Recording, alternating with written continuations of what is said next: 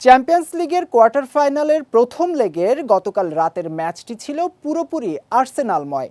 ঘরের মাঠ এমিরেটস স্টেডিয়ামে রিয়াল মাদ্রিদকে ৩-০ গোলে হারিয়ে সেমিফাইনালের পথে এক পা এগিয়ে যায় লন্ডনের এই ক্লাবটি। এদিন ম্যাচের প্রথমার্ধে আক্রমণ শুরু করলেও দুই দলের কেউই গোলের দেখা পায়নি। তবে ম্যাচের মূল আকর্ষণ ছিল দ্বিতীয়ার্ধই। এ সময় ম্যাচের মোড় ঘুরিয়ে দেন ইংলিশ মিডফিল্ডার ডেকলান রাইস। ৫৮তম ও ৭০তম মিনিটে তার জোড়া ফ্রি কিকে বিধ্বস্ত হয় কার্লো আনচেলত্তির দল। দুটি শটেই পরাস্ত হন গোলরক্ষক থিবো কোর্তোয়া। এই ম্যাচে বিপজ্জনক জায়গায় আর্সেনাল দুটি ফ্রি কিকই পায় সাকাকে ফাউল করায়। প্রথমবার তাকে ফাউল করেন আলাবা, পরের বার কামাভিঙ্গা।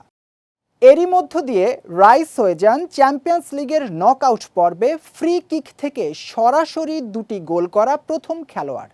এর আগে রিভালদো, ক্রিস্টিয়ানো রোনালদো, নেইমার, হাকিম জিয়েশরা এই গৌরব অর্জন করলেও সেসব ম্যাচ নকআউট পর্বের ছিল না।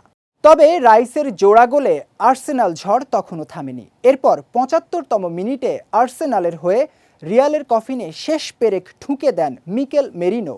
ডি বক্সের মাথায় মাইলস লুইস স্কেলির কাছ থেকে বল পেয়ে পোস্ট ঘেঁষে জাল খুঁজে নেন এই স্প্যানিশ মিডফিল্ডার।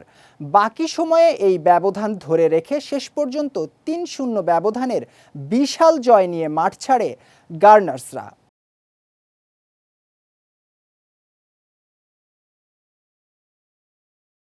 সান্তিয়াগো বার্নাবুতে সেমিফাইনাল চূড়ান্তের দ্বিতীয় লেগ অনুষ্ঠিত হবে আগামী ১৬ই এপ্রিল।